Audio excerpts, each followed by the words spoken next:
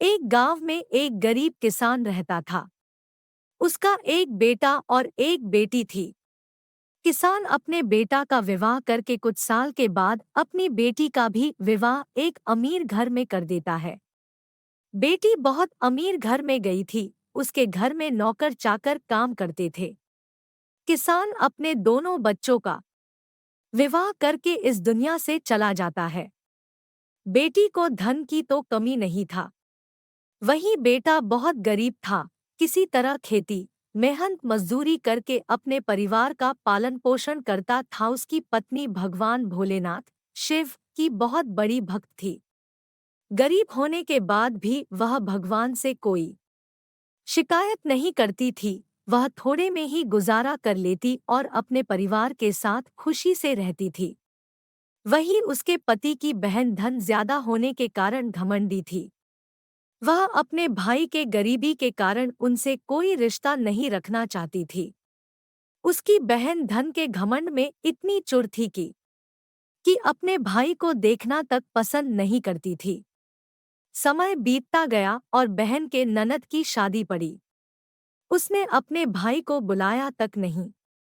किसी तरह उसके भाई को पता चला और वह बिना बुलाए ही बहन के घर शादी में चला जाता है। बहन उसको देखते ही अपने नौकरों से कहकर घर से बाहर ही लौटा देती है। भाई भूखा प्यासा रोते हुए जा रहा था। तभी रास्ते में उसको एक बूढ़ी माँ मिलती है। उन्होंने ने उस भाई से पूछा, बेटा क्यों रो रहे हो? इतने में वह अपनी सारी दुखदाई कहानी बताता है। बूढ़ी माता ने उसे समझाकर चुप होने को कहती है। बूढ़ी माता जी गरीब किसान के बेटा से कहती कि यहीं पास में मेरा बगीचा है, चलो कुछ खा के आराम कर लो। दोनों बगीचे में जाके खरबूज खाते हैं।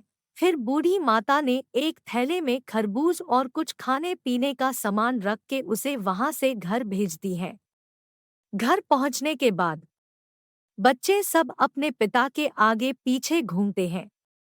उसकी पत्नी अंदर से पानी लेकर आती और तुरंत थैला हाथ से लेकर देखने लगती है कि मेरी नन्नत क्या दी है। बेचारा भाई वहां से चला जाता है। उसकी पत्नी जैसे ही उस खरबूज को काटती खाने के लिए उसमें बीज के जगह हीरे मोती चमक रहे होते हैं। वह बहुत खुश होती है देखकर। फिर अपने पति के पास जाकर कहती कि दीदी को हमारी गरीबी देखा नहीं गया है, इसीलिए इतने सारे धन दी है। बेचारा किसान भाई सोच में पड़ जाता है और किसी से कुछ कहता नहीं है। अब बेचारा भाई भी बहुत धनी और पैसे वाला हो गया। भाई के अमीर होने की खबर धन के घमंड में चूर रहने वाली बहन को पता चला और वह बिन बुलाए अपने मायके यानी भाई के घर आती है। यह देखकर भाई मन में सोचता है कि जब मेरे पास धन नहीं था तो बहन मुझे देखना तक नहीं चाहती थी। फिर भी वह और नहीं चाहती थी। फिर भी वह और उसकी पत्नी ने उसका आदर सत्कार करते हैं। कुछ दिन के बाद बहन को ससुराल से बुलावा आया। उसके भाई और भाभी अच्छे कपड़े, मिठाई, कुछ उपहार देकर विदा किया। इतना सब देखकर उसकी बहन के आंखों में आंसू आ जाते हैं। उसको समझ में आ जाता है कि धन ही सब कुछ नहीं है, अच्छा स्वभाव और दिल का बड़ा भी होना। इस कहानी से हमें क्या शिक्षा मिलती है? इस कहानी से हमें यह सीखने को मिलता है कि हमें कभी भी किसी की गरीबी और मजबूरी का मजाक नहीं बनाना चाहिए। गरीब के कारण किसी से रिश्ता नहीं तोड़ना चाहिए। समय कब कैसा करवट ले लेती है कि गरीब अमीर और अमीर गरीब हो जाता है। इसीलिए सभी के साथ आदर सत्कार और प्रेम से रहना चाहिए।